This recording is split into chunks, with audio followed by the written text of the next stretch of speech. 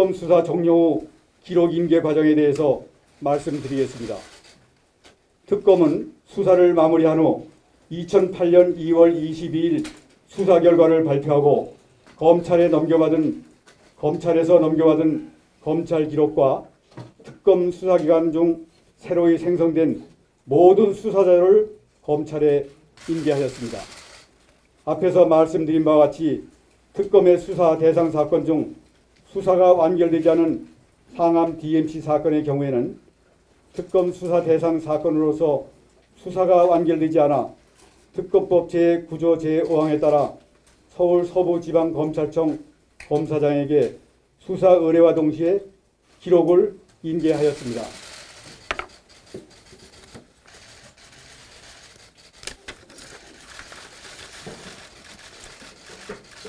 나머지 사건 기록은 특검법 제15조에 따라 세계관계 자료 등과 함께 검찰총장에게 인계하였습니다.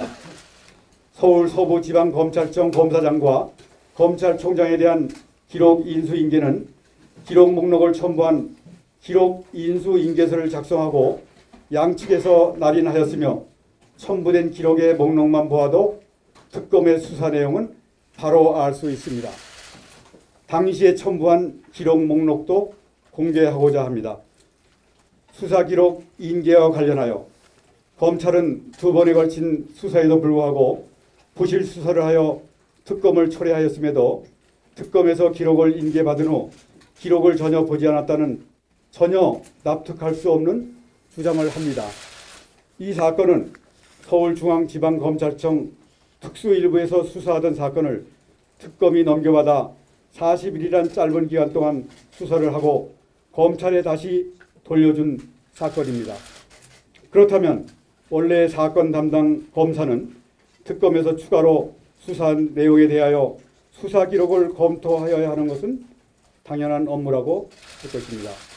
더구나 특검 수사가 종료되고 기록이 인계될 당시에도 서울중앙지방검찰청 특수일부의 수사팀은 그대로 근무하고 있었습니다.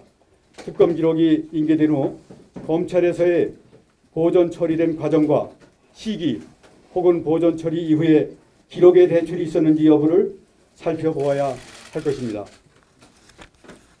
특검의 발표에 대해 전직 검찰총장은 기록을 인수인계받지 않았다고 하다가 특검에서 다시 인수인계 절차를 거쳐서 인계하였다고 발표를 하자 서류 뭉치를 받았다고 하였습니다.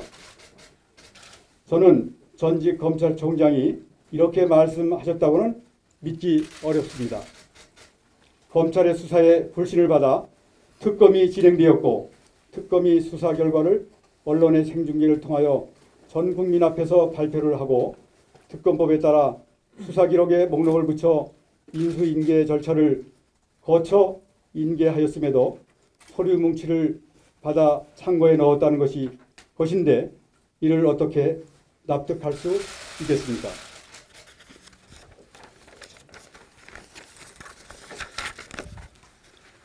또한 전직 검찰총장은 정식으로 수사 의뢰가 되거나 사건으로 이첩되지 않았다고 주장합니다. 특검은 수사기관과 수사 대상이 한정되어 있으나 검찰은 일반 사건에 대한 포괄적 인지 수사 권한을 가지고 있고 수사기관에도 제한이 없습니다. 검찰은 특검이 하나하나 알려주지 않으면 어떤 것을 입건할 수 있는지 없는지 알지도 못한다는 것입니까? 오히려 특검은 특검 수사 대상 사건을 수사하던 중 특검 수사 대상이 아닌 범죄 사실을 발견하였을 경우 이를 입건하여 수사할 권한이 없을 뿐만 아니라 이것의 처리 방법에 대한 규정도 없으며 단지 특검법 제15조에 따라 처리할 수 있을 뿐입니다. 특검 수사는 대부분 검찰에서 파견받은 부장검사와 검사, 검찰 수사관이 수사를 하게 되며 특검과 특검부는 이들의 수사를 지휘하고 있습니다. 검찰에서 파견된 검사와 검찰 수사관들은 특검 수사 종료 후 바로 검찰에 복귀합니다. 이들도 특검에서 자신이 수사한 내용을 다 알고 있습니다. 검찰은 특검에서 넘겨받은 사건에 대하여 검토 후 주식회사 다스 여직원의 개인 횡령에 대하여 입건하여 수사할 것인지 피해 회복되었으므로 입건하지 않을 것인지를 판단하여 그 판단에 따라 일을 하였어야 할 것입니다. 이것을 하지 않은 것은 오히려 검찰의 직무유기라고 할 것입니다. 그리고 전직 검찰총장은 검찰은 특검의 수사 기록을 열람할 권한이 없다고도 합니다. 그렇다면 지금